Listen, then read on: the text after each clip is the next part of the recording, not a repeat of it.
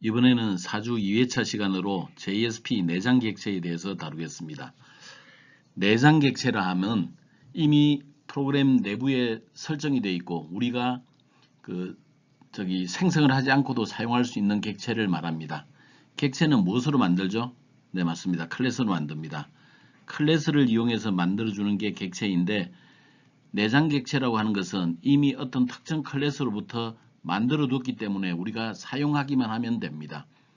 그러면 어떤 형태로 설정이 되어 있는지 이런 것들도 우리가 알아야 되겠고, 이 클래스와 이 객체는 내가 직접 만든 것이 아니기 때문에 기본적으로 사용법을 학습을 해줘야 되겠습니다. 그래서 JSP 내장 객체를 공부한다 하면 클래스를 만들지 않기 때문에 만들어져 있는 클래스를 어떤 형태로 이용하는가, 이용하는 측면만 공부를 하면 끝납니다. 먼저 광수생각입니다. 광수생각에는 컵에 놓여져 있는 물을 보고 이렇게 얘기를 하네요. 비관적인 사람들은 물이 반밖에 안 남았네, 그런 얘기를 합니다. 낙관론적인 사람들은 물이 반이나 있네, 이런 얘기를 하겠죠. 만약에 구조조정론자가 본다면 물이 저 반 정도밖에 없으니 컵을 반으로 줄여도 되겠군, 이런 얘기를 할 수도 있겠습니다. 사람은 자기가 아는 만큼 보이는 법이죠. 그래서 똑같은 그림을 놓고 생각하는 내용들은 이렇게 이와 같이 각각 달라지게 됩니다. 그렇지만 박광수 씨는 그런 얘기를 하네요. 우리들의 이웃 사랑만큼은 구조조정이 없었으면 합니다, 라는 얘기를 하고 있습니다. 우리는 물이 반밖에 없건 물이 반이나 남았건 상관이 없습니다. 하지만 우리가 전체적으로 우리를 다운사이징하는 그런 일들은 없었으면 좋겠다. 행복한 경영이에게서는 행복은 결과가 아니라 과정이다, 그런 얘기를 했습니다. 사람들은 일반적으로 바쁘지 않을 때보다 바쁠 때 더 행복합니다. 의미 있는 일보다 의미 있는 일을 할 때 특히 더 행복하게 됩니다. 그럴 경우 내가 어떤 의미 있는 일을 한다고 생각할 때 삶에 더 몰입하고 삶에 만족하게 되는 것입니다. 근데 이 몰입감과 만족감이라고 하는 것은 결과에서 행복을 얻으려고 하면 기본적으로 잘 나타나지 않는 법입니다. 반대로 내가 그 과정이 행복하면, 이 진행하는 과정이 행복하면 그 삶이 만족하게 되고 더 좋은 결과도 나오는 법입니다. 그래서 행복은 결과가 아니라 과정이다, 그런 얘기를 하고 있는 거죠. 그래서 행복은 남이 나에게 주는 것이 아니라 내가 만들어가는 것입니다. 그리고 행복은 조건이 아니라 일상생활의 연습입니다. 내 행복은 나의 마음, 내 손에 달려 있습니다. 적극적으로 우리는 행복을 위해서 우리가 노력을 하는 게 아니라 노력하는 과정에서 행복을 찾으려고 하는 게 필요하다, 그렇게 이야기하면 되겠습니다. 이번 시간의 학습 목표에 대해서 살펴보겠습니다. 이번 시간을 성공적으로 이수하면 우리 학생들은 다음을 알 수가 있습니다. 내장 객체의 개요, 내장 객체 중에서 대표적으로 한 5가지를 좀 중점적으로 살펴볼 거예요. 리퀘스트, 리스판스, 아웃, 그 다음에 세션과 애플리케이션. 얘네들은 우리가 ASP.NET에서 배운 것과 개념적으로 다르지는 않습니다.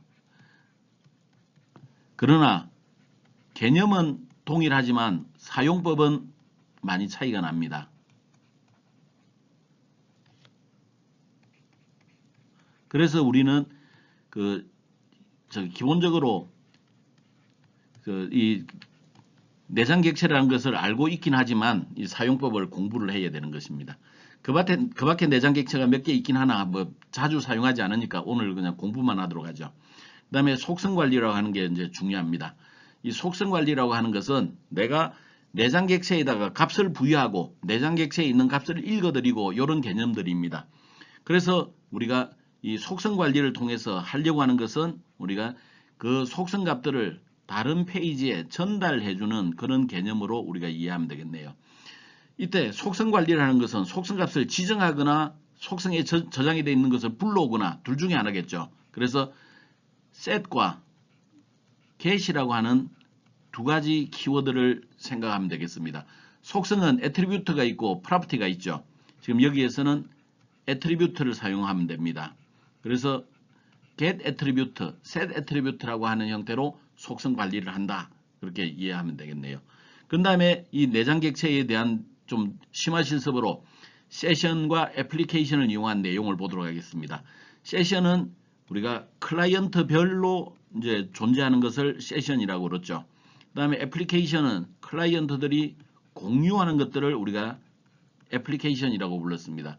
따라서 세션을 이용하면 사용자별로 필요한 장바구니 기능을 구현할 수 있고 애플리케이션을 이용하면 모든 사용자가 공유하는 트위터를 구현할 수 있습니다. 물론 차후에 데이터베이스를 배우면 장바구니나 트위터는 데이터베이스를 이용해서 충분히 구현할 수 있습니다. 하지만 내장 객체를 이용해서 이런 것들로 구현할 수 있다 하는 것들도 이제 알아두면 도움이 되겠고, 특히나 세션을 이용한 장바구니 관리는 나름 한번 좀 생각해 볼 만한 가치가 있습니다. 자, 그러면 오늘 수업에 이제 들어가 보도록 하죠. 자, 실습을 위해서 폴더를 하나 추가하기로 하죠. 이번에 추가하는 폴더는 챕터 6으로 하겠습니다. 자, 내장 객체의 개요에 대해서 알아보겠습니다. 내장 객체란 것은 뭐냐?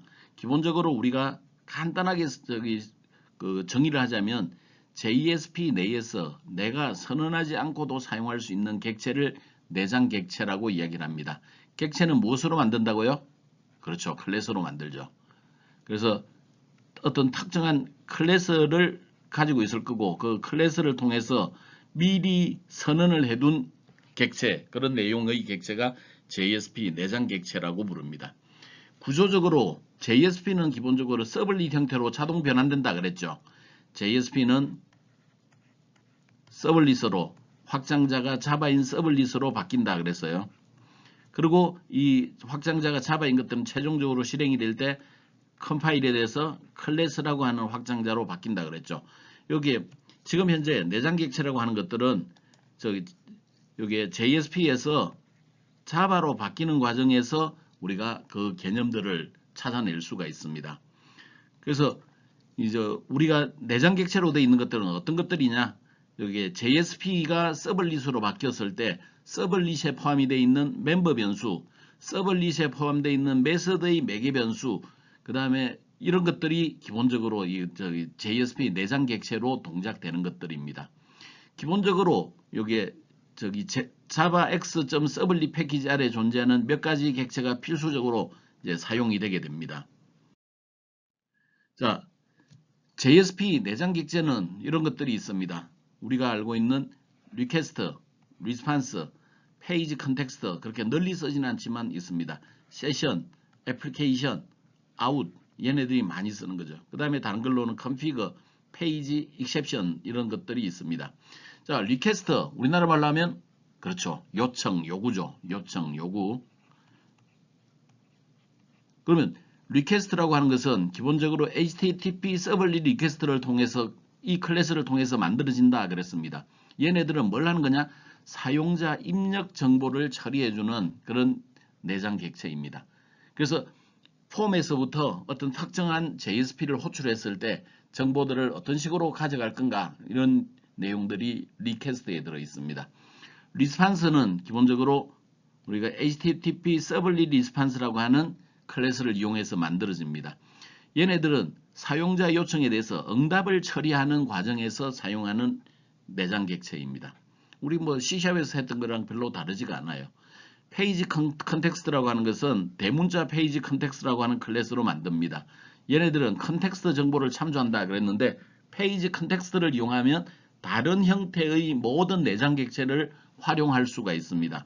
그래서 그 프로그램적으로 다른 내장 객체를 사용하고 싶다. 그럴 때 페이지 컨텍스트를 사용합니다. 프로그램적인 접근 방법입니다.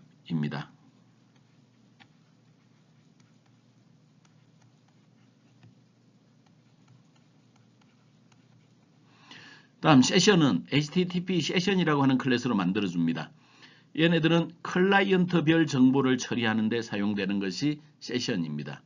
애플리케이션은 서블릿 컨텍스트라고 하는 클래스를 이용해서 만들어지게 되겠고 얘네들은 웹 서버의 애플리케이션 처리입니다. 그래서 여기는 모든 클라이언트가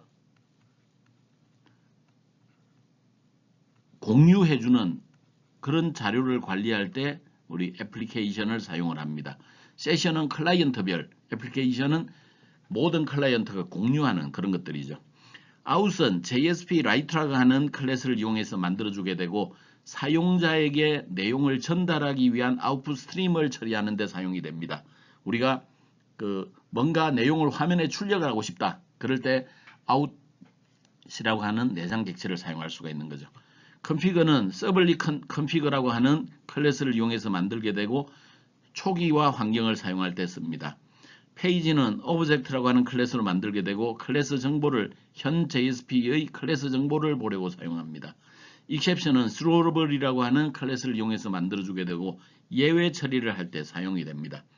우리가 핵심적으로 알아야 되는 것은 여기에서 동그라미를 쳐놓은 5개, 요약하자면 request response, session application, out 이런 5개의 내장 객체가 중요합니다. 자, JSP 내장 객체를 한번 구조적으로 살펴보기로 하죠. 서블릿으로 변경된 JSP 코드는 기본적으로 JSP 서비스라고 하는 메서드에 들어간다 그랬습니다. 여기에 내부의 모든 요소들이 들어가게 돼 있어요. 그러면 JSP 서비스라고 하는 이 메서드에는 매개 변수로서 request, response가 있습니다. 그 다음에 다른 것들은 이제 참조 변수들은 페이지 컨텍스트나 out, config, session, application 요런 따위들은 우리가 이 JSP 서비스 내부에 선언이 되어 있는 변수들입니다. 이런 변수들도 우리 JSP 입장에서 보면 이제 내장 객체로 작용하게 되는 거죠. 얘네들은 스크립트릿 안에서 동작될 때 내장 객체 이름과 동일한 변수를 선언하면 오류가 생깁니다. 왜냐하면 이미 얘네들은 범용으로 사용되는 내장 객체이기 때문에 그렇습니다. 자, 그러면 얘네들이 서블릿에서 어떤 형태의 구조를 가지고 있는지를 한번 살펴보는 것도 도움이 되겠네요. JSP는 기본적으로 서블릿으로 변환된다 그랬습니다. 아래 보이는 그 그림은 서블릿으로 변환했을 때 코드의 일부입니다. 우리가 JSP로 기술해 놓은 것은 기본적으로 JSP 서비스라고 하는 메서드 내부에 모든 게 들어온다고 그랬죠. 자, 여기에 괄호가 있네요. 메서드는 분명히 괄호를 가지고 있습니다. 요때 request, response라고 하는 이런 그 객체가 있네요. 그 객체는 괄호 속에 보는 것처럼 HTTP 서블릿 리퀘스트, HTTP 서블릿 리스판스라고 하는 클래스로부터 만들어집니다. 우리 메서드의 괄호 속에 존재하는 전애들을 영어로 표현할 때는 파라미터라고 부르죠. 파라미터. 얘네들을 우리가 우리나라 말로 할 때는 인수 또는 매개 변수라고 부릅니다. 이 JSP 서비스의 괄호 속에 들어있는 이 파라미터들은 기본적으로 JSP에서 내장 객체로 작동됩니다. 또한 아래쪽에 봤더니 페이지 컨텍스트, 얘네 그다음에 세션, 컨피그, 아웃, 그다음에 페이지 이런 것들이 지금 기본적으로 선언이 되어 있네요. 그리고 트라이 캐치문 안쪽에 보니까 페이지 컨텍스트나 애플리케이션 이런 따위들이 지금 현재 사용이 되고 있습니다. 자, 이와 같이 JSP 내부에서 선언이 되어 있는 이런 것들은 우리가 멤버 변수 그렇게 불렀죠. 변수들입니다. 이 변수들도 기본적으로 내장 객체로 작동이 됩니다. 그래서 우리 멤버 변수 파라미터로 선언이 되어 있는 얘네들이 기본적으로 JSP의 내장 객체로 동작된다. 그렇게 이해할 수가 있겠네요. 이 내장 객체들이 존재하고 우리가 이제 작성한 JSP 코드들은 아래쪽에 요 영역에 이제 들어가게 될 겁니다. 따라서 여기에 내가 동일한 이름을 선언해 놓는다면 여기 있는 것과 여기 있는 것들이 기본적으로 충돌을 일으키게 되겠죠. 그래서 내장 객체에 해당되는 것들은 기본적으로 JSP에서 우리가 함부로 사용해서는 안 됩니다. 그래서 내장 객체에 해당되는 것들은 색깔이 우리가 사용할 수 없게 하기 위해서 좀 다른 색깔로 나옵니다. 까만 색깔로 나오지 않습니다. 그런 개념들을 좀 이해하면 되겠네요. 자, 내장 객체를 이용해서 우리는 속성 관리를 해준다고 그랬는데 이 속성 관리라는 것은 달리 말하면 내장 객체 간 속성을 우리가 전달해주는 그런 방법에 해당이 되겠습니다. 속성 값을 어떤 식으로 전달해 줄 것인가 이런 개념으로 봐도 좋겠습니다. 내장 객체라고 하는 것은 기본적으로 컨테이너 관리 객체입니다. 컨테이너에서 관리해주는 그런 객체들입니다. 여기에서 페이지라든지 리퀘스트, 세션, 애플리케이션, 리스판스 이런 것들이 리스판스는 아니고 이런 페이지, 리퀘스트, 세션, 애플리케이션 이런 내장 객체를 이용해서 속성 관리를 해줘야 되는데 이 속성 객체라고 하는 것들이 기본적으로 굉장히 중요하고 얘네들은 좀 이따가 다시 속성 관리라는 곳에서 자세히 다루도록 하겠습니다. 기본적으로 하자면 set attribute, get attribute 메서드를 이용해서 생명 주기 동안 자바 객체를 유지를 하게 됩니다. JSP 내장 객체에서 가장 먼저 등장하는 것은 request, response라고 하는 내장 객체입니다. request, response 내장 객체는 상당히 중요하기 때문에 개념을 잘 알아둬야 됩니다. 그래서 우리가 이 request, response 객체의 동작 모식도를 살펴보기로 하죠. 보통 우리가 웹 프로그래밍이 동작하는 시발점은 클라이언트, 즉 웹 브라우저에서 뭔가를 요청하는 게 있습니다. 그 요청은 클라이언트에서 웹 서버로 요청을 하게 되죠. 이때 요청을 리퀘스트라고 부르는데 이 당시의 리퀘스트는 우리가 HTTP 방식의 리퀘스트라고 볼 수 있습니다. HTTP 규칙에 따르는 리퀘스트이죠. 그러면 웹서버는 뭔가 가공을 해서 그 결과를 클라이언트에게 보내줘야 됩니다. 그 결과를 우리는 리스판스라고 부릅니다. 그리고 이때의 리스판스는 마찬가지로 HTTP 방식의 리스판스이죠. 이 리스판스는 달리 말하면 HTML로 전달해주게 되는 것을 말합니다. 자, 웹서버는 클라이언트 요청에 따라서 HTML은 그냥 바로 보내주면 되겠습니다. 그러나 JSP의 경우에는 JSP-A라고 하는 것들이 변환 컴파일이 되면 예를 들어서 클래스 A 형태로 되어 있다고 가정하죠. JSP-B도 똑같은 방식으로 변환 컴파일돼서 그 서블릿 클래스 B 형태로 존재한다고 가정을 하겠습니다. 현재 요구가 이 중에서 클래스 A가 동작한다고 가정을 하겠습니다. 그러면 웹서버는 서블릿 컨테이너에 있는 클래스 A에게 클라이언트로부터의 요청을 전달을 해줘야 됩니다. 이때 이 전달을 해주는 객체를 우리는 여기 리퀘스트라고 볼 수 있겠습니다. 얘가 내장 객체 리퀘스트에 해당이 됩니다. 걔네들은 괄호 속에 있는 것처럼 HTTP 서블릿 리퀘스트라고 하는 클래스를 이용해서 만들어줘야 됩니다. 클래스 A에서 결과가 나오면 그 결과를 우리는 웹서버를 통해서 가공해서 HTML로 클라이언트에게 보내줘야 됩니다. 그때 그 모식적으로 서블릿 클래스 A에서 이제 웹서버를 통해서 전달될 때 존재하는 이 객체가 리스판스라고 하는 객체라고 볼 수 있습니다. 이 리스판스 객체는 HTTP 서블릿 리스판스라고 하는 그 클래스로부터 만들었죠. 즉 내장 객체 리퀘스트 리스판스라고 하는 것은 우리가 웹서버와 서블릿 컨테이너 사이에서 중매적인 역할을 한다. 고객으로부터 온 요청을 나에게 필요한 형태로 받아들이는 장치로 작용하고, 리스판스는 고객에게 HTML로 보내주기 위한 그 변환 장치들을 제공해주는 객체다. 이렇게 생각하면 되겠습니다. 그러면 리퀘스트부터 차근차근 살펴보기로 하죠. 리퀘스트라고 하는 내장 객체는 기본적으로 사용자 요청과 관련되어 있는 데이터를 얻을 수가 있습니다. 앞서 이야기한 것처럼 HTTP 서블릿 리퀘스트 클래스로 만들어준다고 그랬죠. 일반적으로 클라이언트에서 서버로 정보를 전달해주는 개념을 가지고 있고, 실제로는 보통 HTML에 있는 폼으로부터 JSP 사이에 값을 전달해주는 장치다. 그렇게 생각하면 되겠습니다. 리퀘스트에는 여러 가지 형태의 메서드가 있어서 내가 원하는 정보를 찾아낼 수가 있는데, get parameter names라고 하는 메서드가 있습니다. 자, 여기에 우리 get 가져온다. 알겠죠? 파라미터, 우리가 전달되어 있는 인수들을 영어로 파라미터라고 불렀습니다. names, 복수네요. 이름이죠. 말 그대로 매개 변수의 이름들을 가지고 오는데 하나가 아니라 여러 개죠. 그래서 열거형 자료 형태로 넘겨주게 됩니다.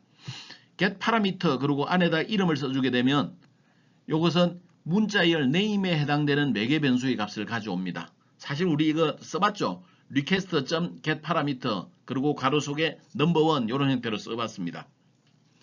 다음 get parameter values라고 하게 되면 이것은 여기 name 위치에 굉장히 많은 것들을 가지고 있을 때 사용을 하게 되는데, 그 values니까 복수죠. 값을 가지고 오는 겁니다. 값을 가져오는데 매개 변수의 값이 배열 형태로 가져올 때 씁니다. 예를 들어서 체크 방식은 다중 선택이 가능하게 되죠. 다음 리스트 같은 경우도 여러 개를 가지고 있죠. 이와 같이 그 가지고 있어야 되는 값이 여러 개일 때는 그냥 get 파라미터 형태로 가져올 수가 없어요. 그래서 get parameter values라고 해서 이름은 하나이지만 거기에 여러 개가 있을 때 여러 개를 가져오는 걸로 그걸 불러올 때 쓰고, 그때 우리가 기억해야 될 것, 가져오는 값의 형태는 배열입니다. 배열. 배열 형태로 가져온다. 얘는 꼭 기억을 해야 되겠습니다. 다음 get cookies. 쿠키 이야기했죠. 쿠키는 기본적으로 그 한 번 접속한 다음에 두 번째, 세 번째 접속할 때 그 접속 정보들을 저장을 해두고 우리가 접속을 좀 더 빨리 가져오게 하는 것을 쿠키라고 합니다. get cookies 그러면 모든 쿠키 값을 가져오는 거겠죠. 그리고 그 클래스는 기본적으로 쿠키 형태의 배열로 가져옵니다. 다음 get method라고 하는 게 있네요. 이것도 써왔죠. 이것은 get 방식이냐 post 방식이냐 그 요청의 종류를 알아내는데 사용이 됩니다. get session, 세션 객체를 가져오는 겁니다. get remote address, 멀리 있는 주소죠. 리모트, 원격지에 있는 어드레스 주소입니다. 클라이언트의 IP 주소를 가져오는 데 사용합니다. 다음 get protocol, 여기에 현재 사용하고 있는 서버의 프로토콜을 가져오는 겁니다. get character encoding, 현재 우리가 그 캐릭터 셋이 뭔지를 알아내는 그런 용도로 사용합니다. 자, 이제 리퀘스트 내장 객체 몇 가지를 사용을 해보긴 하죠. 먼저 리퀘스트 폼을 통해서 우리가 입력을 할 수 있도록 만들겠습니다. 챕터 6에다가 리퀘스트 폼이라고 하는 HTML 문서를 하나 만들기로 하죠. 다음 피니시 누르겠습니다. 리퀘스트 폼에서는 기본적으로 테스트를 하기 위해서 정보를 만들어주는 겁니다. 별로 뭐 크게 어려운 건 없는데 일단 우리 타이틀 지정을 했습니다. 그 다음에 스크립트 형태를 통해서 우리가 쿠키를 지정했네요. document.cookie라고 하는 형태를 지정해 놓고 거기에 쿠키에는 test equal ok라고 하는 값을 가지고 있습니다. 사실 쿠키는 최근에는 널리 사용하지 않는 형태를 가지고 있는데 우리가 이렇게 쿠키를 넣어두게 되면 나중에 우리 그 쿠키 값의 테스트가 뭐니라고 물으면 ok라고 하는 값을 지정을 해낼 수가 있습니다. 그래서 쿠키를 지정할 때 test equal ok 그러면 테스트는 이름에 해당되고 ok는 값에 해당이 됩니다. 그래서 뭐 우리가 키와 값의 쌍으로 그 값을 입력을 해주면 됩니다. 그리고 이제 body 태그 내부에 메인이 들어가게 되겠네요. h2로 지금 제목을 달았습니다. hr 선 하나 그었죠. 그 다음에 여기에 폼이 구성됐네요. 폼은 뭘 하는 거다? 뭘 처리해준다? 그렇죠. 사용자 입력을 처리해주는 게 폼입니다.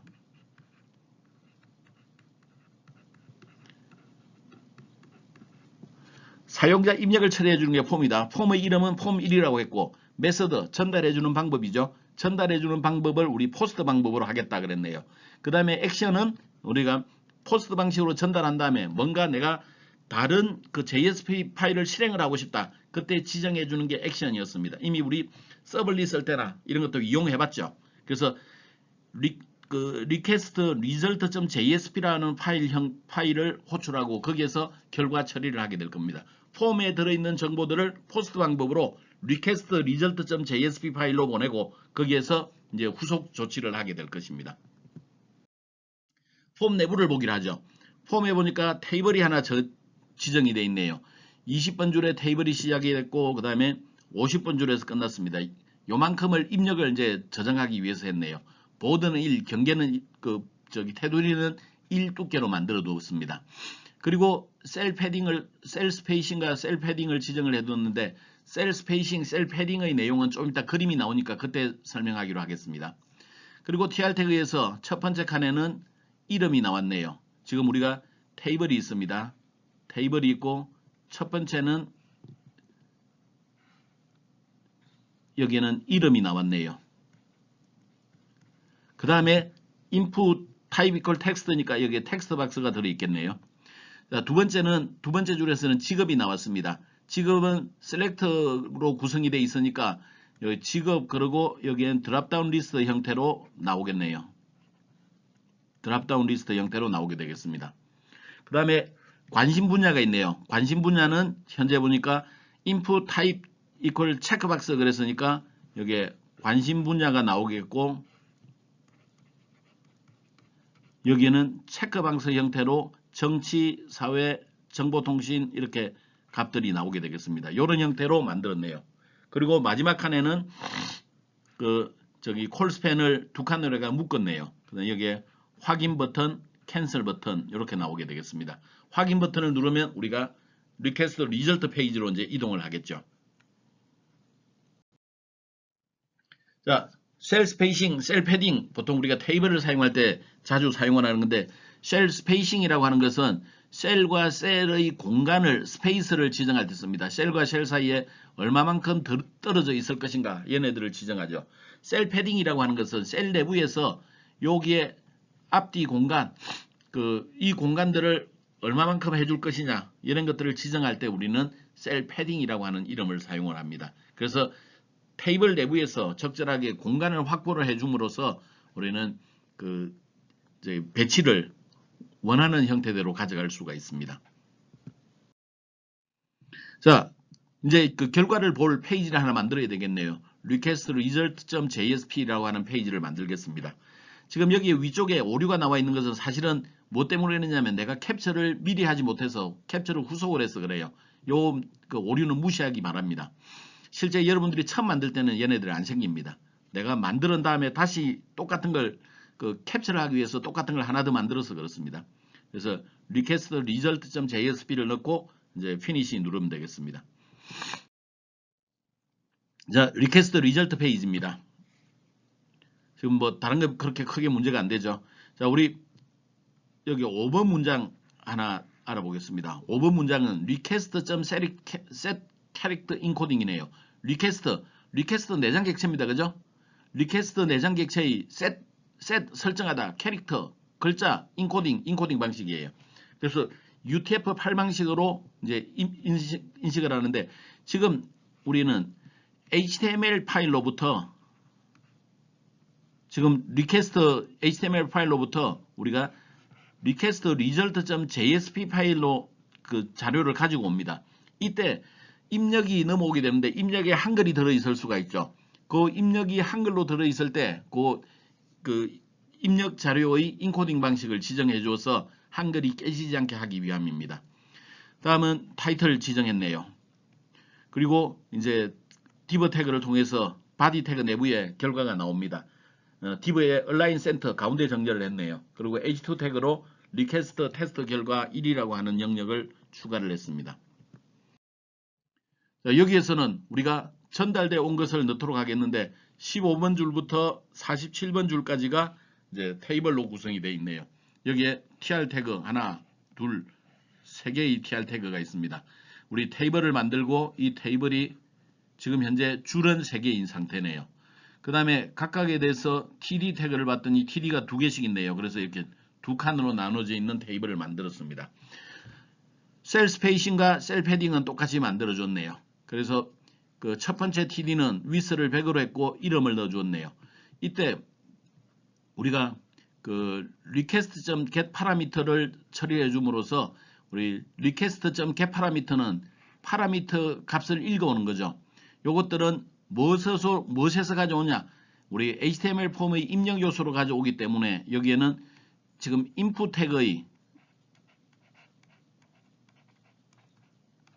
태그의 name 속성에 해당이 됩니다. name 속성에 해당되는 값을 여기다 지정을 해주면 username이라고 되어 있는 곳의 값을 불러오면 되는 것입니다. 다음 같은 방식으로 직업도 만들어줬네요. 그리고 여기에 값들은 하나라 지금 표현식을 사용을 했습니다. 표현식 request.get parameter job 그러면 job이라고 하는 우리 select 그 태그죠. select 태그에 들어있는 선택된 값을 가져올 수 있게 만들었습니다. 다음 관심 분야에 해당되는 것은 우리가 값을 가져오는 게 여러 개죠. 여러 개일 때 우리가 값을 받아들이는 방법은 request.get parameter values라 그랬습니다. 그리고 얘는 input 태그의 이름이죠. 전부 favorite이었죠. 거기에서 결과를 가져오는데 그 결과들은 기본적으로 배열로 가져온다 그랬네요. favorite라고 하는 배열에다가 그 결과를 담겠습니다. 자, 이제 favorite라고 하는 것에는 우리가 배열 요소들이기 때문에 배열 요소를 출력해주는 구문을 사용을 해주면 됩니다. for문을 쓰면 이와 같이 구현을 해주면 되겠죠. for each문에 해당되는 개념을 쓸 때는 우리가 아래처럼 쓰면 됩니다. 여기는 배열 요소, 배열의 이름, 그리고 각각 배열 요소가 갖는 글자형으로 favorite라고 하는 형태로 뽑아내고 얘네들을 포문을 이용하게 되면 배열 요소에 선택이 되어 있는 만큼 반복 처리를 하게 되겠죠. 그 다음에 out 내장 객체를 이용해서 print ln을 함으로써 그 결과들을 출력하고 br 엔터 태그에 해당이 됩니다. 값들을 반복 출력을 해주면 되겠네요. 그렇게 해서 테이블 내에 이름 표시해주고 직업 하나니까 표시해주고 그 다음에 그 관심 분야는 개수만큼 출력을 해주면 되겠네요. 리퀘스트는 기본적으로 우리가 넘겨준 값을 알아낼 수도 있지만 리퀘스트 자체가 갖고 있는 메서드들도 있습니다. 그래서 걔네들을 몇 가지 알아보기 위해서 줄 하나 그어주고 리퀘스트 테스트 결과 2라고 하는 것을 만들기로 하죠. 여기에서 request.remote address 그러면 우리 원격지의 클라이언트 IP 주소를 알아낼 수 있습니다. request.getMethod 그러면 요청하는 메서드 방법을 알아낼 수가 있어요. 그 다음에 request.getCookies 그러면 쿠키를 알아낼 수 있는데 쿠키의 결과는 쿠키 클래스의 배열이라고 그랬죠. 그래서 배열 요소로 나옵니다. 근데 현재 우리는 쿠키는 하나밖에 안 넣었죠. 그래서 쿠키 0번 배열에 있는 getName을 실행을 해주게 되면 우리는 그 쿠키 배열의 이름을 알아낼 수 있어요. 그 다음에 쿠키 0번 요소의 getValue 그러면 거기에 설정된 값도 알아낼 수 있습니다. 그러면 name이 우리 테스트였던가요? 그 다음에 value는 ok였을 겁니다. 그래서 테스트에 설정된 쿠키 값 콜론 OK 이렇게 출력이 되겠네요. 그 다음에 프로토콜은 request.get protocol 그러면 실행이 됩니다. 자, 이제 우리 작성을 다 했네요. 그러면 HTML 문서에서 실행을 시켜보도록 하겠습니다. HTML 문서에서 오른마우스 Run as Run on Server를 실행을 하게 되면 처음에는 이런 모습으로 나오겠네요. 여기다가 이름을 넣고 직업을 선택하고 관심 있는 분야를 아래쪽이 먼저군요. 그 이름을 입력하고 직업을 선택하고 그 다음에 관심 있는 분야를 선택한 다음에 확인을 누르게 되면 이름, 전문 직업 나오길 끄고 관심 분야 체크된 두 개의 값이 출력이 될 것입니다. 그리고 테스트 결과 2에서는 그냥 쿠키 값들 리퀘스트 내장 객체로부터 알아낼 수 있는 값들이 있다고 그랬죠. 자, IP 주소 지금 버전 IP 버전 6 형태로 그 결과가 지금 나왔네요. 그 다음에 요청한 메서드 포스트 방법이었죠. 테스트 이거는 쿠키 이름 OK 쿠키의 밸류 출력을 했습니다. 프로토콜 HTTP 1.1 방식으로 이 프로토콜 전달되어 왔네요. 그래서 이런 결과들을 우리 리퀘스트 내장 객체를 이용해서 알아낼 수가 있습니다. 다음은 리스판스 내장 객체입니다. 리스판스는 리퀘스트와 반대되는 개념이죠. 요청에 대한 응답입니다. 사용자 응답과 관련된 기능을 제공해 주게 되죠. 자료 이동은 서버에서 클라이언트로 이동되는 게 당연한 거겠죠. 그래서 응답을 다른 페이지로 전달하는 등의 기능을 제공해 줄 때 우리 이 리스판스 내장 객체를 쓸 수 있습니다. 얘를 만들어주는 클래스 이름은 HTTP Servlet Response라고 하는 클래스이죠. 리퀘스트만큼 많이 사용되지는 않아요. 그렇지만 set content type, set send redirector 이런 메서드들은 잘 알아둬야 됩니다. 뭔지 알겠죠? set 설정하다, content 내용물, type 형태. 지금 우리가 가장 많이 쓰는 것은 그 text /html이라고 하는 그 컨텐트 타입을 가장 많이 사용을 하고 있죠. 그 다음에 send redirect는 내가 실행을 다른 페이지로 옮길 때 씁니다. response.send redirect를 이용하면 이제 다른 페이지로 실행을 옮겨주는 그런 기능들을 하게 됩니다. 자, 리스판스 객체의 주요한 메서드입니다. set content type 방금 봤죠? mime 타입으로 우리가 컨텐트 타입을 설정해주는 역할을 합니다. set header 우리가 그 헤더 세팅해주는 형태로 사용합니다. set data header 날짜를 우리가 밀리세컨드 시간 값으로 헤더를 설정합니다. send error 오류 코드를 세팅할 때 사용을 합니다. send redirect 클라이언트 요청을 다른 페이지로 보낼 때 씁니다. 그래서 요런 내장 객체들의 메서드들은 좀 알고 있어야 돼요. 근데 그 중에서 send 컨텐트 타입은 굉장히 자주 쓴다 그랬죠. 페이지 지시어에 지정한 mime 타입을 무시하고 요걸 사용하면 얘가 더 우선합니다.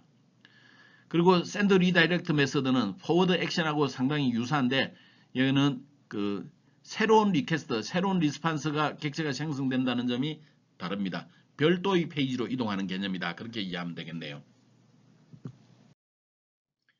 자, mime 타입을 한번 살펴보겠습니다. mime 타입이라고 하는 것은 클라이언트에게 전송된 문서의 다양성을 알려주기 위한 메커니즘입니다. 사실 이 mime 타입은 뭐 우리가 자주 쓰는 몇 가지만 알면 되는데 우리가 문서와 함께 올바른 mime 타입을 전송하도록 설정을 해줘야만 이제 정상적으로 동작이 됩니다. 가장 널리 사용하는 것은 그 HTML, 우리 text/HTML이죠. HTML 방식의 문서로 보낸다는 겁니다. 그 다음에 뭐 플레이는 그냥 텍스트 문서로 보내는 것을 말하고 그림을 보내고 싶을 때 이런 형태들을 사용할 수가 있습니다. 그 다음에 MP4 우리 동영상을 보내고 싶을 때 얘를 쓰면 되겠네요. 그 다음에 멀티파트로서 폼 데이터 형태로 보내줄 수도 있습니다. 그 다음에 바이트 레인지 형태로 보내줄 수도 있어요. 그 다음에 요 이미지 타입 아까 전에 봤던 요런 것들이 있었었죠. 요 이미지 타입은 개별 타입하고 사실 겹칩니다. 자, 이제 우리 그 리스판스에서 중요한 게 샌드 리다이렉트라 그랬으니까 이 샌드 리다이렉트와 포워드가 어떤 차이가 있는지를 실습을 통해서 한번 알아보기로 하죠. 자, 요번에 추가할 페이지는 리스판스 페이지 컨트롤이라고 하는 그 JSP 파일입니다. 그래서 추가를 한 다음에 우리 제목 설정을 해주고 내용 별로 어렵지 않아요. 이제 다만 여기 이제 폼이 현재 2개가 있습니다. 각각 폼을 2가지로 만들어줬다는 게 점이 좀 다른데 첫 번째 폼을 보면 포스트 방식으로 우리가 액션은 response forward action.jsp 파일을 호출하도록 만들어줬네요. 그리고 그 forward action으로서 액션이라고 하는 형태를 옆에 정보를 주었고 input 텍스트 형식으로 유저네임을 주었습니다. 그 다음에 그 옆에 input type 서브밋으로 버튼을 주었네요. 두 번째 폼도 비슷한데 포스트 방식으로 보내줍니다. 그 다음에 액션은 response send redirect.jsp 파일을 호출하도록 해줬고 여기에 설명문 들어있고 그 다음에 input 태그 그 유저네임 받아들이는 것 그 다음에 여기 서브밋 버튼을 추가를 하는 것 이런 식으로 구현을 해두었네요. 자 이제 그 입력에서 우리가 2가지 형태의 JSP 파일을 호출했네요.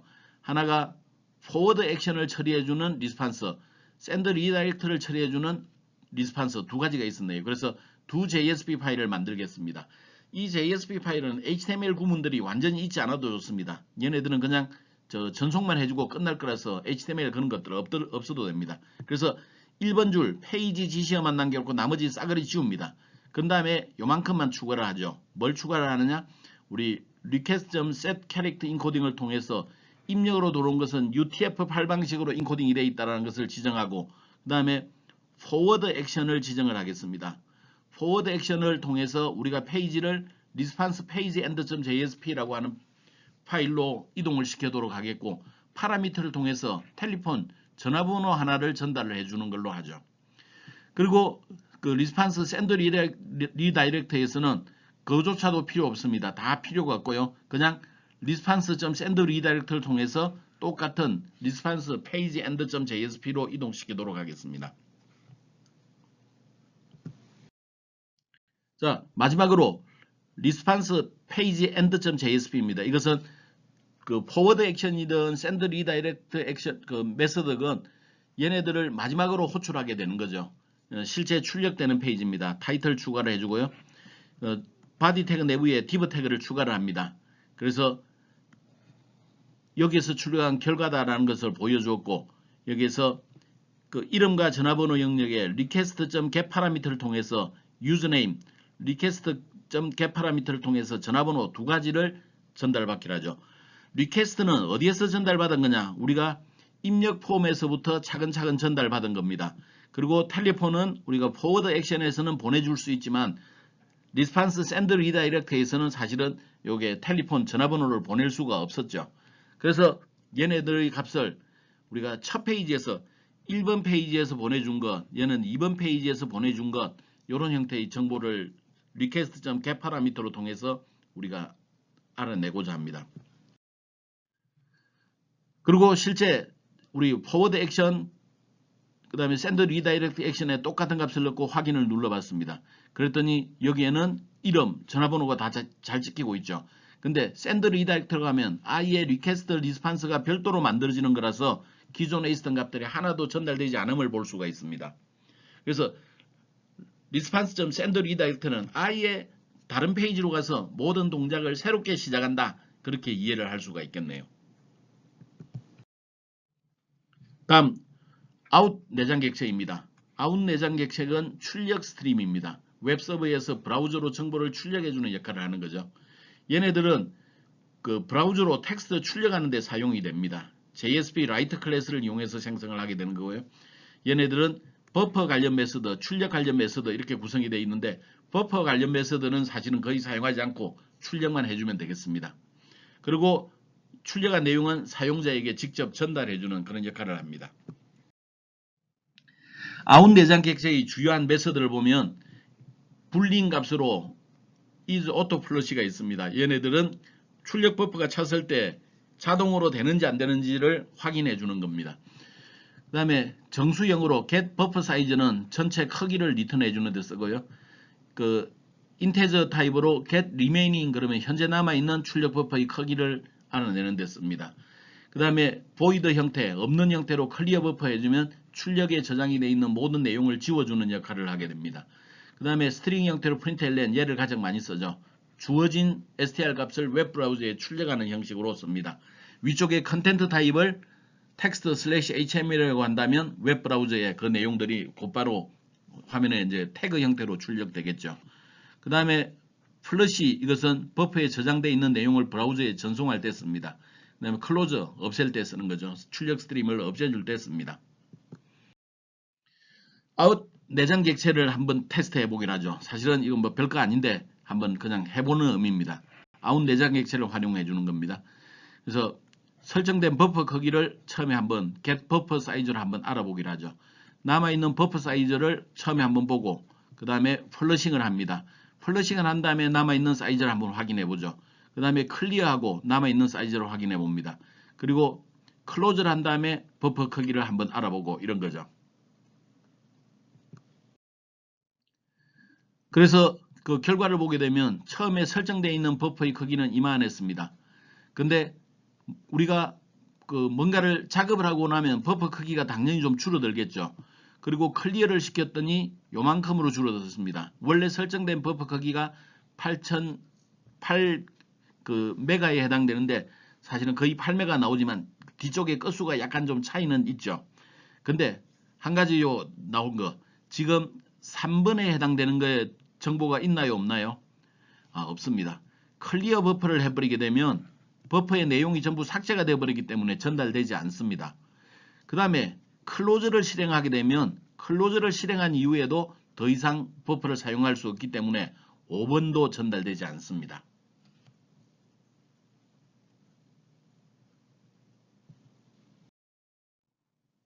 다음은 세션 내장 객체입니다. 세션 내장 객체를 사용하는 가장 큰 이유 HTTP 프로토콜이 비연결형이기 때문에 그렇습니다. 페이지를 출력하고 나면 클라이언트 서버 간의 연결을 차단을 해버립니다. 근데 로그인한 사용자 정보를 로그아웃까지 기본적으로 유지를 해야 되겠죠. 이런 상황들이 발생하게 됩니다. HTTP 프로토콜이 비연결형이기 때문에 때로는 우리가 그러한 정보들을 계속해서 유지를 하고 있어야 돼요. 그때 널리 사용하는 게 쿠키, 세션입니다. 그 중에서 세션을 좀 더 많이 사용한다. 그렇게 보면 되겠네요. 세션은 HTTP 세션이라고 하는 인터페이스 이용해서 생성을 하게 됩니다. 얘네들은 접속하는 사용자별, 클라이언트별로 따로 생성이 되고 일정 시간 유지되고 나서 소멸이 됩니다. 얘네들은 기본적으로 set attribute라고 하는 메서드 이용해서 값을 저장을 해두고 계속 활용할 수가 있습니다. 세션이 사용되는 경우에는 사용자 인정이 유지된다든지 또는 장바구니 기능을 한다든지 페이지 이동 동선이나 트래킹을 분석한다든지 이런 작업을 할 때 세션을 이용하면 좀 더 효과적입니다. 세션 내장 객체의 주요 메서드는 getID, 그 ID 값을 구해오는 건데 고유의 문자열 형태, 굉장히 큰 숫자를 문자로 바꿔서 사용합니다. 그 다음에 get creating time, 뭐 알겠죠? 언제 만들어졌는지. 자, get last access time, 마지막으로 접근한 시간. get max inactive interval, 얘네들은 이제 세션의 유효 시간을 알아내는 겁니다. set 그 max inactive interval, 이것은 세션의 유효 시간을 설정해주는 역할을 합니다. invalidator, 이거는 현재 세션을 종료해주는 역할을 합니다. 세션과 관련되어 있는 모든 값들을 지워주는 역할을 하죠. get attribute, attribute에 해당되는 값을 알아내는 형태로 사용이 됩니다. set attribute, name attribute 값을 주어가지고 이제 우리가 이 세션의 attribute를 설정해주는 역할을 합니다. 세션을 활용한 예제를 하나 보긴 하죠. 세션에서는 기본적으로 이제 그 처음에 이제 세션 예제에 들어가는데 여기에 넣어둔 것은 처음에 실습할 때 뭔가 문제가 되면 요게 14번이 아니라 이거는 16번입니다. 처음에 하다가 뭔가 좀 문제가 생겼다. 그러면 잠깐 16번 줄을 좀 지워가지고 그 세션을 중지시킨 다음에 동작을 해보면 되겠습니다. 자, 세션에서 is new라고 하는 메서드는 말 그대로 처음 만들어진 거니라고 물어보는 겁니다. 처음 만들어졌으면 out.println을 이용을 해서 이제 그 alert 요거는 이제 별도의 창이 열리는 걸 말하죠. 세션이 해제되고 다시 설정합니다라고 한 게 나올 거예요. 그 다음에 그 세션이 처음 만들어졌으니까 거기다가 우리가 값을 지정하기로 하죠. set attribute입니다. 그리고 요 앞에 있는 것은 키에 해당이 되고 뒤에 있는 것은 값에 해당이 되죠. 그래서 키와 값의 쌍으로 우리 세션에다가 등록을 해주면 됩니다. 그 다음에 우리가 페이지에 들어가서 필요할 때마다 요 session.get attribute를 통해서 찾아내는데 키에 해당되는 것들을 여기다가 값을 입력해주면 값을 찾아냅니다. 그래서 위에 로그인에다가 홍길동으로 넣었기 때문에 여기에는 실제 실행을 했을 때는 홍길동님 환영합니다 라고 나올 겁니다. 그 다음에 세션 ID, session.get id를 통해서 알아낼 수 있고 세션 유지 시간은 session.get max inactive interval이라고 하는 걸 통해서 구해낼 수가 있습니다. 그래서 실제 실행을 해보면 처음 만들 때 이런 얼러트 창이 경고창이 나올 겁니다. 확인 버튼을 누르면 결과가 나오죠. 나오는 것은 실제로는 이제 우리가 홍길동님 이렇게 찾게 될 거고 세션 아이디는 상당히 큰 숫자 값으로 나옵니다. 그 다음에 세션 유지 시간 기본적으로 1800초 개념으로 나오게 되겠네요. 다음 JSP 내장 객체의 컨피그는 원래 이제 저기 서블릿 초기화와 관련되어 있는 정보들입니다. 그래서 얘네들은 별로 많이 사용하지 않기 때문에 기본적으로 저기 간단하게 보겠습니다. 얘네들은 기본적으로 web.xml에 설정되어 있는 초기화 파라미터를 참조하기 위한 용도로 사용이 되는데 나중에 한참 뒤에 우리가 잠깐 좀 얘를 한 번쯤은 이용을 해볼 겁니다. 그냥 이런 정도만 얘기하기로 하죠. 자, 다음 애플리케이션. 애플리케이션은 그 우리 이제 모두가 공유하는 그런 내장 객체가 애플리케이션입니다. 웹 애플리케이션 전체를 관리해주는 객체이죠. 그래서 서블릿이나 JSP에서 공유하려고 하는 정보를 설정하거나 참조할 때 씁니다. 얘네들은 기본적으로 톰캣이 시작이 될 때 시작되고 종료할 때 종료되는 그런 라이프 사이클을 가지고 있습니다. 얘네들은 기본적으로 많은 메서드를 제공을 해주고 있기 때문에 그 관리 기능의 웹 애플리케이션 개발할 때 상당히 유용하게 애플리케이션 내장 객체를 쓸 수 있습니다. 개발자를 위한 서버 정보 애플리케이션을 통해서 알아낼 수 있어요. get server info 해주면 됩니다. 그 다음에 get major version, get minor version 같은 걸 이용해서 현재 사용하고 있는 그 컨테이너가 지원해주는 API의 버전 정보들도 알아낼 수 있습니다. 그 다음에 뭐 현재 사용하는 마임 타입도 알아낼 수 있고, 그 다음에 현재 그 지정된 자원을 URL 객체로 뽑아낼 수도 있고, 뭐 얘네들 인풋 스트림 객체로 만들 수도 있고, 그다음에 실제 경로들을 알아낼 수도 있고, 그다음에 그 이제 자원의 컨텍스트 정보를 알아낼 그 패스 위치에 들어있는 그 컨텍스트 정보를 알아낼 수도 있습니다. 그다음에 뭐 이제 디스패치를 생성을 해줄 수도 있고 그렇죠. 그다음에 로그와 관련돼서 애플리케이션은 로그를 알아낼 수도 있고 로그를 우리가 지정을 할 수도 있고 로그를 기록할 수도 있고 그 로그를 읽어낼 수도 있고 그렇습니다. 속성과 관련해서 우리 get attribute를 통해서 속성 값을 읽어낼 수도 있고 그 get attribute name를 통해서 여러 개인 경우에 열거 형태로 가져올 수도 있습니다.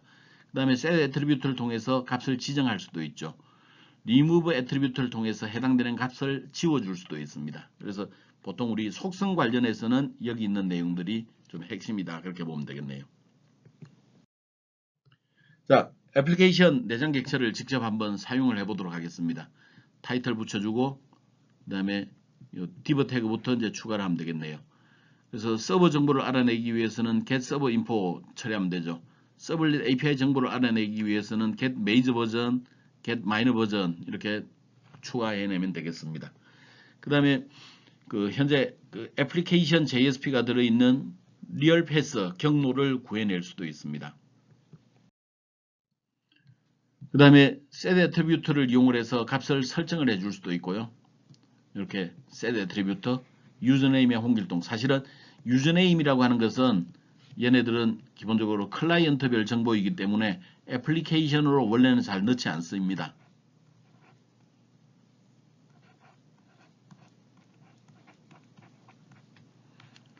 그러나 그냥 여기에서 그 테스트용으로 넣어본 겁니다. 원래는 클라이언트 정보이기 때문에 애플리케이션으로 사용하는 것은 별로 좋지는 않습니다.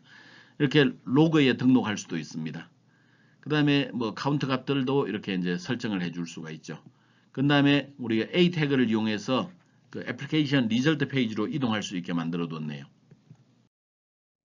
자, 애플리케이션 리절트 페이지입니다. 애플리케이션 리절트 페이지에서는 실습 결과를 확인해 주는 것이고, 이제 우리가 유저네임에 설정되어 있는 값을 보고 싶으면 애플리케이션 get attribute 유저네임이라고 해주면 되겠네요.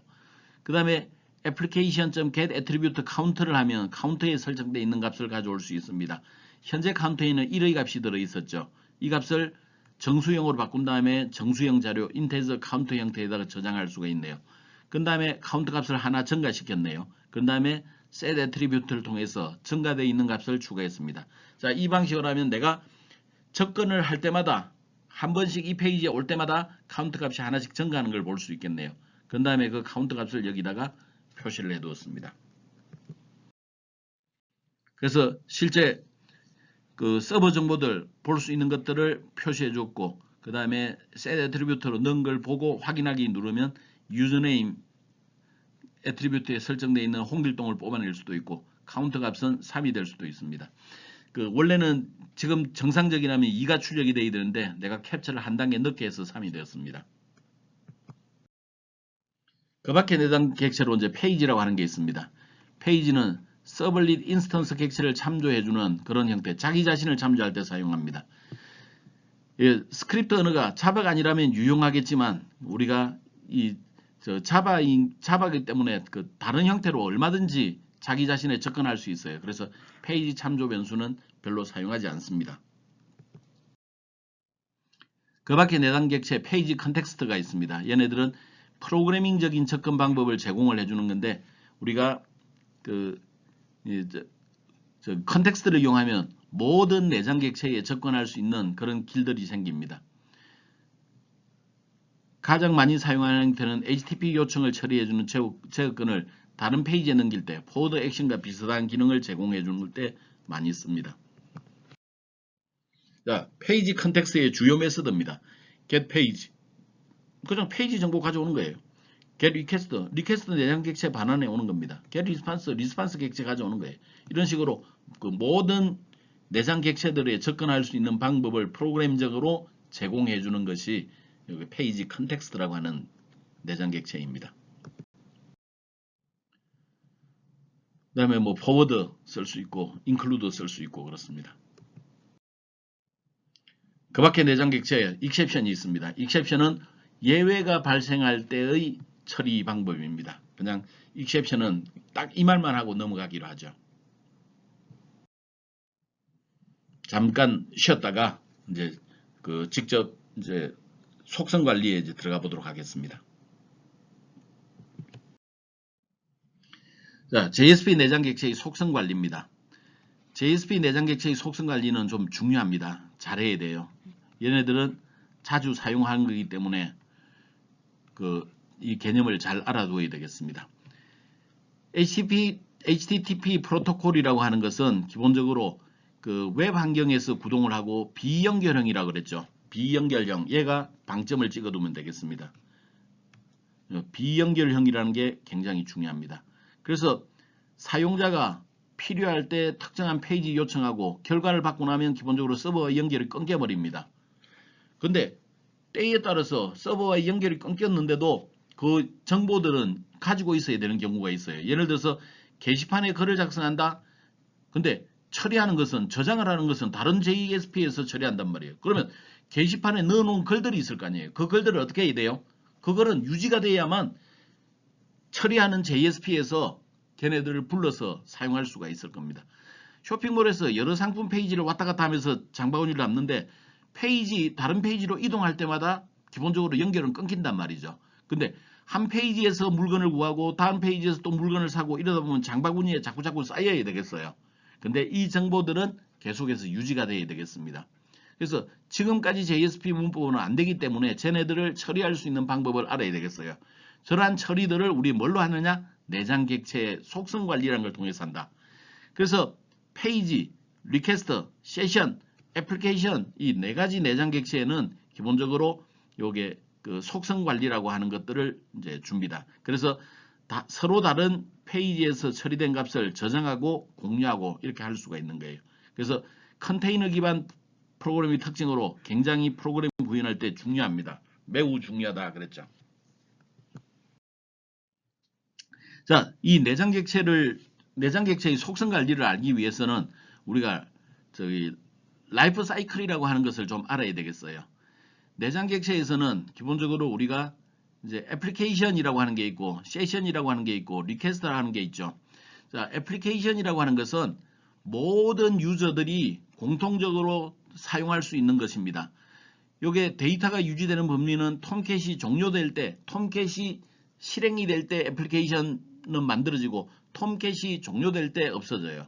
근데 여기에 유저1이 요때 접근을 했어요. 유저1이 접근하면 세션이 생깁니다. 유저2에 해당되는 세션이 생깁니다. 그러다가 유저2가 웹브라우저에서 빠져나갔다. 그러면 세션은 기본적으로 없어요. 근데 일정 시간 동안은 유지가 됩니다. 그러다가 없어지게 되는 거죠. 자, 유저1이 리퀘스트를 남겼다고 생각해보죠. 유저1이 1번 페이지를 호출했어요. 그러면 1번 페이지에 해당되는 리퀘스트가 발생했을 겁니다. 1번 페이지에서 2번 페이지로 가면 이번에는 1번 페이지에 대한 리퀘스트는 없어지고 2번 페이지에 해당되는 리퀘스트가 새로 만들어지게 될 겁니다. 3번 페이지로 넘어가면 리퀘스트 두 번째 것은 없어지고 새로운 리퀘스트가 만들어져요. 이런 형태로 우리가 이 내장 객체를 관리하는 데 있어서는 시간의 흐름에 따라서 이 내장 객체가 살아있는지 이런 것들을 알아야 돼요. 그런 것들을 보통 우리가 이제 라이프 사이클을 그러죠. 내장 객체의 라이프 사이클을 알아야 됩니다. 자, 다시 한번 요약합시다. 애플리케이션은 언제부터 언제까지? 톰캣이 실행이 될 때부터 톰캣이 종료될 때까지. 세션은 언제부터 언제까지? 특정 클라이언트가 접근하는 순간부터 접속에서 해제되는 빠져나가는 순간까지. 리퀘스트는 언제부터? 각 페이지 단위로 이렇게 동작되는 게 라이프 사이클을 적용되는 게 이 내장 객체들입니다. 내장 객체에서는 기본적으로 get attribute, set attribute라고 하는 메서드를 통해서 속성을 저장하거나 가져오거나 해줄 수가 있습니다.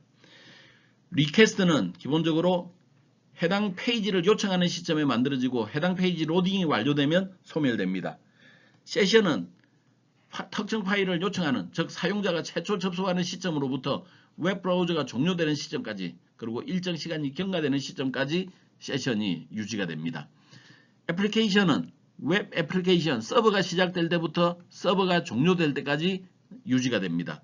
이 생성 소멸 시점 라이프 사이클을 알아야 된다. 자, 이제 리퀘스트, 세션, 애플리케이션을 이용해서 속성 관리를 해보도록 하죠. 쉽습니다. 속성을 저장하는 거 set이에요. set. 애트리뷰트 속성형으로 애트리뷰트. 자, 속성을 저장할 때는 속성의 이름 필요하죠. 속성의 값이 필요하죠. 그래서 두 개의 값이 필요합니다. 속성을 확인할 때는 get 가져오는 거예요. 애트리뷰트 속성이에요. 속성을 가져와라. 이렇게 하기 위해서는 우리가 이름을 알아야 되겠네요. 그래서 이름을 넣어주면 되겠습니다. 그리고 얘네들은 오브젝트형의 자료로 리턴이 되니까 사용할 때 우리가 원하는 형태로 형 변환을 해줄 필요가 있습니다. 원하는 형태로. 자, 예를 들어서 동일 세션의 다른 페이지에서 속성을 확인하고 싶다. 예를 들면 session.set attribute로서 name에 홍길동이라고 넣어줬어요. 그러면 다른 페이지, 예를 들어서 페이지 3에서 session.get attribute를 통해서 name 해주면 홍길동이 통 튀어나오는 겁니다. 별거 없죠. 속성 관리, 값을 지정하고 값을 불러내고. 근데 걔네들이 이 라이프 사이클과 작용해서 언제부터 언제까지 실행이 되는지, 그 유지가 되는지 이런 개념만 제대로 알고 있으면 우리는 자유자재로 얘를 이용할 수가 있겠습니다. 자, 이런 것들이 속성 관리를 해준 게 컨테이너 기반 프로그램의 특징이라고 그랬죠.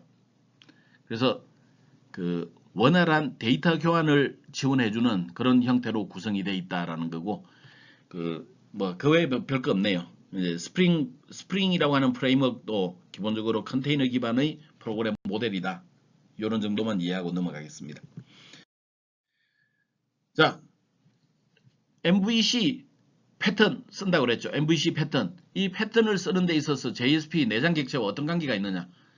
관계가 상당히 많아요. MVC 패턴은 우리가 모델, 뷰, 컨트롤러 세 가지로 역할을 구분한다고 그랬죠. 그리고 JSP는 기본적으로 뷰의 역할을 제공을 해줍니다. 화면에 데이터를 해주는 역할을 하는 거예요. 근데 컨트롤러에서 뭔가 처리를 했어요. 컨트롤러가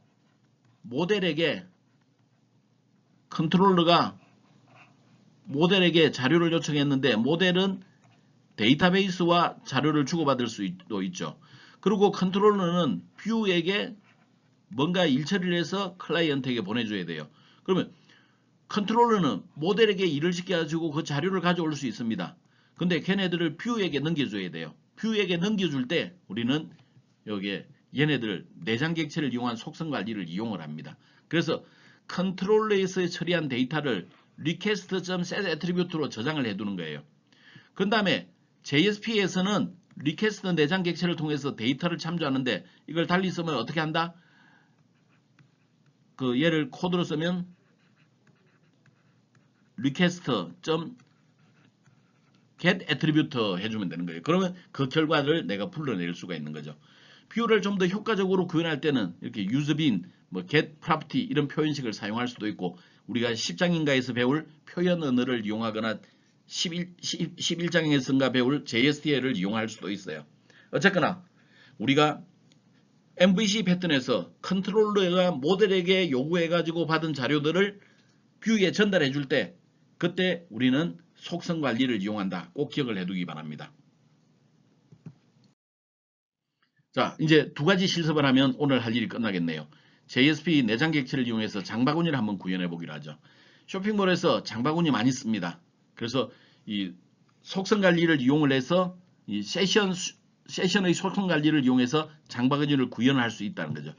쇼핑몰 기본 흐름을 보면 사용자가 기본적으로 로그인을 하죠. 여러 페이지를 이동하면서 원하는 만큼의 상품을 선택을 합니다. 그 다음에 주문을 클릭하게 되면 이제 선택했던 상품을 이제 주문할 수 있게 해주죠. 지금은 우리가 화면에 출력해 주는 걸로 주문을 대신하도록 하겠습니다. 현재 이 예제를 하기 위해서 필요한 것은 가장 처음에 로그인 페이지가 필요하겠네요. 지금은 그냥 로그인 처리하는데 비밀번호는 이용하지 않겠습니다. 그 다음에 카트 셀렉트 프로덕트라고 하는 페이지에서 추가할 때마다 장바구니에 뭔가를 넣을 수 있도록 하죠.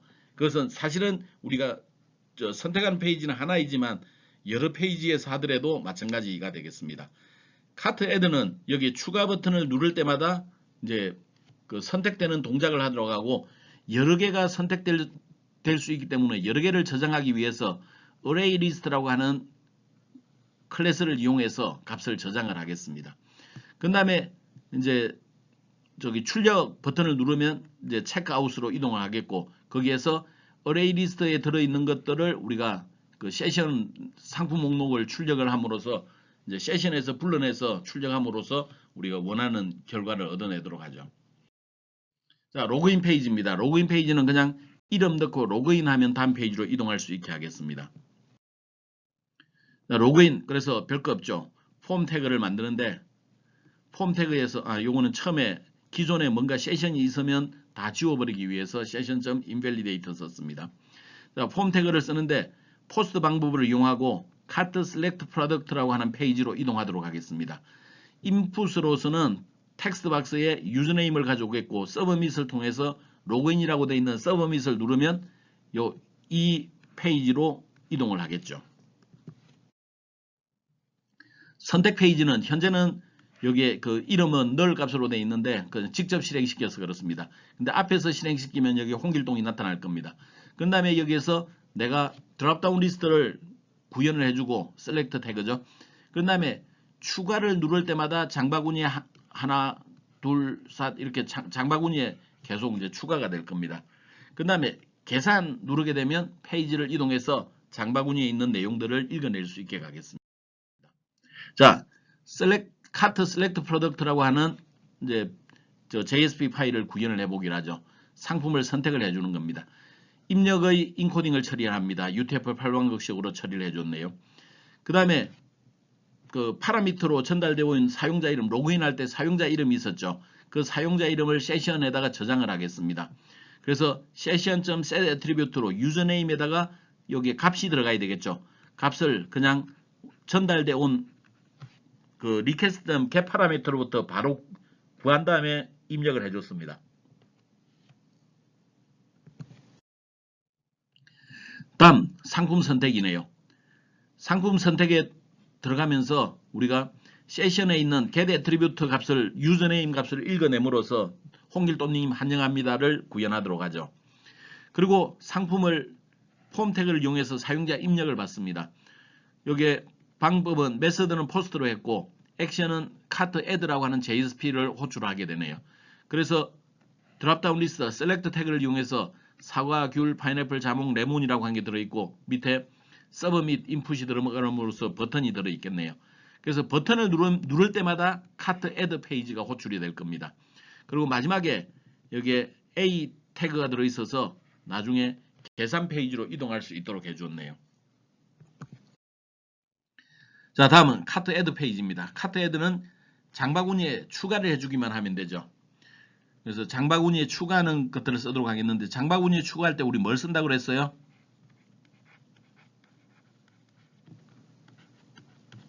어레이 리스트를 쓴다고 그랬네요. 그래서 어레이 리스트를 만들어주고 이 어레이 리스트에 그 추가된 내용을 넣어주면 되겠어요. 자, 타이틀 태그 만들었네요. 자, 여기에 이런 것들을 뭐라고 부른다? 스크립트리, 자바 코드가 들어가는 거죠. 자, 리퀘스트의 캐릭터 인코딩을 처리를 해줍니다. UTF-8로 입력으로 전달되어 온 내용들이 한글의 경우 UTF-8 방식으로 인코딩이 됐다. 그 다음에 그 스트링으로 프로덕트 네임을 가져오는데 프로덕트 네임은 우리 그 HTML 코드 프로덕트에서 가지고 오는 거죠. 그래서 request.get 파라미터를 통해서 가져오면 됩니다. 요게 그 HTML은 아니고 JSP에 들어있는 거군요. HTML 태그, select 태그의 이름이죠. 그래서 select 태그의 이름에서 선택된 결과를 product name에다가 저장을 했습니다. 그 다음에 우리가 저장할 게 array list라고 그랬네요. 꺽쇠가로 스트링 들어있는 이 부등호 가로 얘네들을 뭐라고 부른다? 얘를 뭐라고 불렀어요? 그렇죠. 제너릭입니다. 우리 제너릭도 다 배웠어요. 글자 형태의 어레이 리스트를 만들겠다. 그 이름은 리스트다 그랬네요. 그런 다음에 session.get attribute로부터 product 리스트를 가져오는데 그 값이 널 값이라고 하면 지금 현재 우리 어레이 리스트를 이용해서 product 리스트라고 부르는 attribute, session의 attribute를 등록하지 않았다라는 뜻이 되겠죠. 안 왔으니까 우리는 새로운 리스트를 만들겠습니다. new array 리스트로 스트링 형태로 만들죠. 생성자 호출했습니다. 그리고 얘네들을 세션에다가 set attribute 등록하기로 하죠. 이름은 product list, 내용은 array list 객체로. 자, 그러면 되겠고 else 영역이면 이미 존재를 해요. 이미 존재를 하면 세션의 get attribute를 통해서 걔네들을 리스트에다가 그 결과를 저장을 해두기로 하죠. 얘네들을 형변환을 하면서 여기에 약간 경고가 생겼는데 이 경고는 실행하는데 문제 없으니까 그냥 경고는 무시하고 두기 바랍니다. 자, 여기까지는 뭘 한 거냐? 우리가 어레이 리스트를 이용해서 이제 애트리뷰트에 만들어 준 거예요. 그러면 어레이 리스트를 만들었으니까 내가 새로운 새로운 상품을 선택을 해서 여기 넘어온 거죠. 어레이 리스트에다가 걔네들을 추가를 해줘야 되겠네요. 추가하는 게 리스트, 얘가 어레이 리스트죠. 얘가 어레이 리스트예요. 어레이 리스트 객체. 거기다가 add 메서드를 통해서 프로덕트 네임을 넣어주면 한 항목이 가장 뒤에 추가가 돼 있을 거예요. 그래서 새로운 어레이 리스트를 추가함으로써 이제 나중에 그쪽에서 어레이 리스트를 get attribute를 통해서 찾아보게 되면 바뀌어져 있는 정보를 가져올 수가 있겠네요. 그 다음에 스크립트를 이용을 해서 이제 얼러트 날려줍니다. 얼러트는 이제 우리 그 메시지 박스 같은 거죠. 화면에 나타납니다. 그 다음에 히스토리고 -1 그러면 다시 페이지를 한 칸 이전 페이지로 옮기니까 상품 선택 페이지로 이동을 하게 되겠네요. 그러면 이제 새로운 다른 상품 선택 페이지로 이동했다. 모식적으로 그렇게 생각할 수 있겠습니다. 다음은 카트 체크아웃. 요거는 A 태그를 통해서 최종적으로 넘어오는 거죠. 여기서 할 일은 우리 세션에 들어있는 애트리뷰트 값으로부터 어레이 리스트를 읽어낸 다음에 그 어레이 리스트에 있는 내용을 화면에 출력을 해주도록 하겠습니다. 그래서 주문 목록을 출력해주는 형태로 되어 있고 주문자는 그 세션의 get attribute 유저네임을 읽어내면 되죠. 그러면 홍길동이 나오겠네요. 그 다음에 선택한 상품 목록이 나오겠고 걔네들은 어디에 들어있냐? 세션에 들어있어요. 세션 get attribute를 통해서 이름은 product list라고 하는 이름으로 들어있죠. 걔네들을 array list 형태로 우리가 바꿔줘야 됩니다. 그래서 리스트에다가 걔네들을 넣어두게 되겠죠. 리스트가 널 값이다. 리스트가 널 값이라고 하는 것은 우리가 선택한 상품이 없는 상태입니다. 그래서 출력문으로 선택한 상품이 없습니다. 그래주면 되겠네요. 리스트가 존재할 때는 각각이 프로덕트 리스트가 이제 오브젝트형으로 뽑아낸 다음에 그 결과들을 out.println을 통해서 출력하고 엔터키 넣고 출력하고 엔터키 넣고 그러면 되겠네요. 그러면 이제 우리 해야 되는 게 다 끝났습니다. 직접 실행을 해보기로 하죠. 카트 로그인해서 실행을 합니다. 그러면 로그인 창이 나오겠고 홍길동이라고 넣고 로그인 누르죠. 그러면 선택할 수 있는 페이지가 나왔습니다. 내가 뭔가를 선택하고 추가 누르면 이렇게 메시지가 나올 겁니다. 또 선택하고 추가 누르면 얘가 또 나오겠죠. 그 다음에 계산을 누르면 최종적으로 이렇게 나올 겁니다. 주문자 나올 거고 선택한 상품 목록이 나오고 사과, 귤 이렇게 두 개가 나온 걸 볼 수가 있겠네요. 이와 같이 JSP 세션 내장 객체를 이용하면 우리는 장바구니를 구현을 해줄 수가 있습니다. 마지막 예제로는 JSP 내장 객체, 애플리케이션 내장 객체를 이용해서 트위터를 만들어 보도록 하죠. 애플리케이션은 서버가 시작할 때부터 끝날 때까지 통용되는 거에 애플리케이션입니다. 그래서 톰캣이 종료가 되는 순간에는 저장된 데이터도 초기화 되겠죠. 다중 접속자 지원을 하기 때문에 그 우리 이번 예제는 이제 실행을 2번 이상을 해야만 정상적으로 실행이 된 걸 볼 수가 있을 겁니다. 여기에는 페이지가 3개가 있어요. 트위터 로그인, 트위터 리스트, 트위터 이렇게 3개의 페이지로 구성이 되어 있고 로그인 페이지는 이름만 입력해서 다음 페이지로 이동하도록 하겠습니다. 트위터 리스트는 트위터의 메인 화면이 되겠습니다. 글의 목록이 나타나게 되겠네요.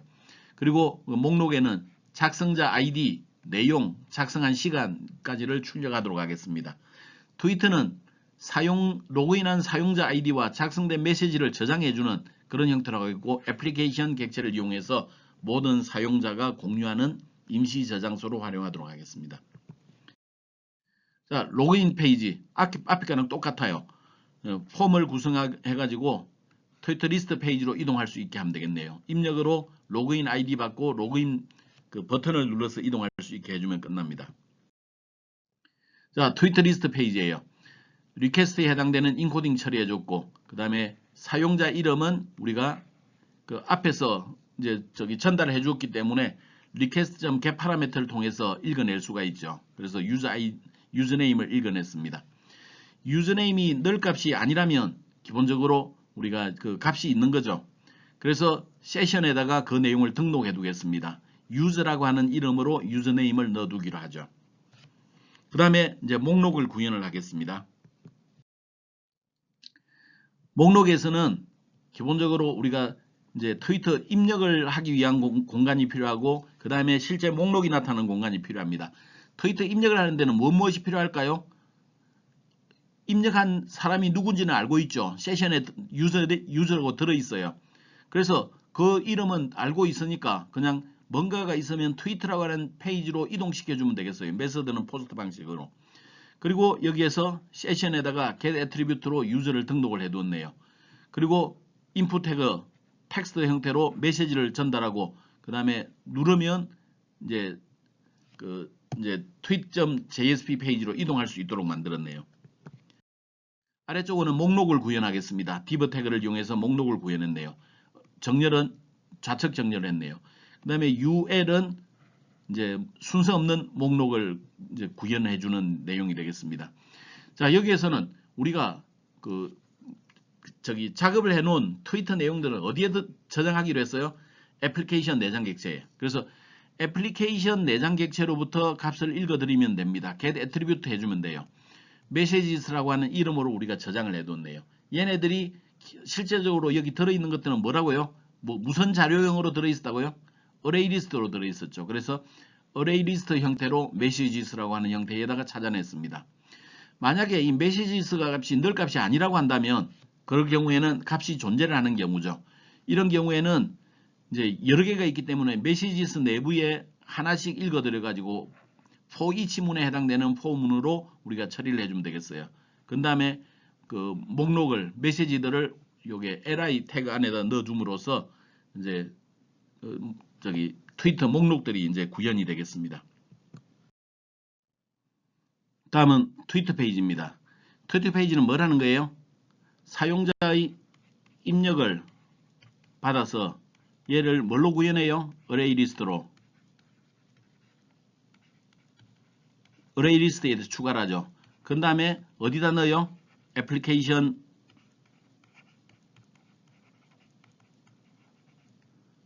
속성으로 이제 저장을 해주면 되는 거죠. 여기까지 해주는 게 이 트윗 페이지에서 할 일입니다. 자, 리퀘스트의 그 캐릭터 인코딩, 입력으로 들어온 캐릭터 인코딩 지정했네요. 그 다음에 우리 방금 받은 메시지들은 우리가 HTML 태그 태그로 들어있죠. 인풋 타입 텍스트에다 들어있어요. 걔가 메시지입니다. 그 결과를 받아서 MSG 속에다가 저장하기로 하죠. 그리고 유저네임을 받아내는데 유저네임은 이제 세션 get attribute 속에 들어있죠. 유저 속에 들어있어요. 그 다음에 유저네임도 받아냈습니다. 자, 실제로 메시지 저장하는 부분입니다. 메시지를 저장할 때는 기존의 메시지를 일단 읽어봐야 되겠죠. 기존의 메시지는 어디에 저장이 되어 있냐? 애플리케이션 속에 저장이 되어 있습니다. 그리고 실제 자료는 array list로 들어있죠. 여기 있는 경고도 무시하기 바랍니다. application.get attribute messages라고 하는 이름을 가지고 있는 애플리케이션 내의 속성값을 읽어내는 거죠. 그런 다음에 걔네들을 array list로 바꾼 다음에 msgs라고 하는 messages라고 하는 곳에다가 일단 저장을 해둡니다. 기존의 기존 자료죠. 자료를 불러와서 여기다 저장을 했습니다. 만약에 이 메시지가 널 값이면 우리가 아직은 트위터 내용이 하나도 없다는 뜻이죠. 그러면 새로운 array 리스트 만들고 걔네들을 애플리케이션에다가 등록해주는 작업을 거칩니다. 자, 이 영역에 보면 우리는 애플리케이션 변수 다 만들어져 있는 상태이죠. 현재 우리는 사용자 이름, 메시지, 날짜 정보를 이용해서 array 리스트에 추가를 할 겁니다.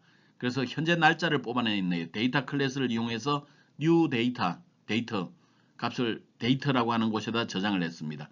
이 데이터를 우리가 원하는 형태로 하기 위해서 심플 데이터 포맷이라고 하는 형태로 저장을 해두었네요. 그래서 포맷, 날짜가 나타날 형식을 지정을 했는데 요일입니다. 월입니다. dd 일입니다. 여기는 분에 해당이 되는 거고요. locale.korea 그러면 그 한국 표준 시간으로 날짜를 정의를 해주는 겁니다. 그 다음에 메시지 array 리스트에다가 추가를 해주죠. 사용자 이름 우리가 앞 페이지에 찾아냈습니다. 메시지 앞 페이지에서 찾아냈죠. 날짜 여기에 이렇게 추가를 해줍니다.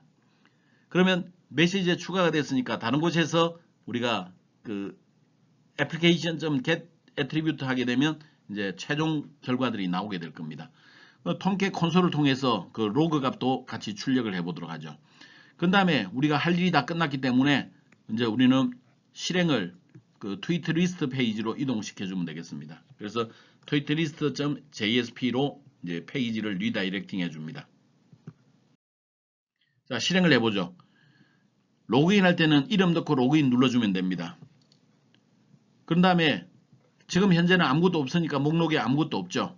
자, 지금 현재 이 앞쪽은 사용자의 아이디입니다. 그리고 안녕하세요라고 넣고 트윗이라고 하는 버튼을 눌렀습니다. 그랬더니 여기에 홍길동이라는 사람이 안녕하세요. 목요일 9월 13일 21시 24분 이런 형태로 이제 출력이 된 것을 볼 수가 있네요. 지금 지금 우리가 트위터 내용을 잘 알아보기 위해서는 사실은 다른 사용자로 또 로그인 해볼 필요가 있습니다. 그래서 우리 똑같은 걸 한 번 더 실행을 하죠. 한 번 더 실행한 다음에 이번에는 다른 이름으로 로그인을 하겠습니다. 그러면 홍길동이 올린 자료는 그냥 그대로 들어있죠. 여기다가 내가 좀 더 추가를 해봤습니다. 그리고 트윗 눌렀죠. 그랬더니 홍길동이 올린 자료, 내가 올린 자료 이렇게 볼 수가 있어요. 이런 형태로 애플리케이션은 사용자들이 다 공유하는 자료이기 때문에 이런 트위터를 우리 애플리케이션 내장 객체를 이용하면 만들어줄 수가 있습니다. 오늘은 우리 내장 객체가 뭔지를 살펴보았고 5가지 내장 객체의 사용법을 보았네요. 그 다음에 굉장히 중요한 내장 객체의 속성 관리. 속성 관리라고 하는 것은 속성을 지정해 주는 것. 그 다음에 그 값을 읽어내는 것. 이런 두 가지가 중요했죠. 지정하기 위해서 set을 썼고 읽어오기 위해서 get을 썼습니다. 그리고 여기에 사용하는 속성이라고 하는 것은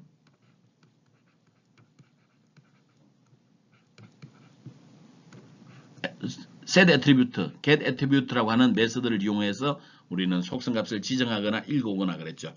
그래서 세션을 이용한 장바구니, 애플리케이션을 이용한 트위터 이런 것들도 같이 만들어 보았습니다. 오늘 우리가 할 내용은 여기까지입니다. 내용이 앞쪽은 별로 어렵지 않았는데 응용에 들어오니까 역시 만만하진 않죠. 그렇지만 그런 것들에 이제 익숙해져야 됩니다.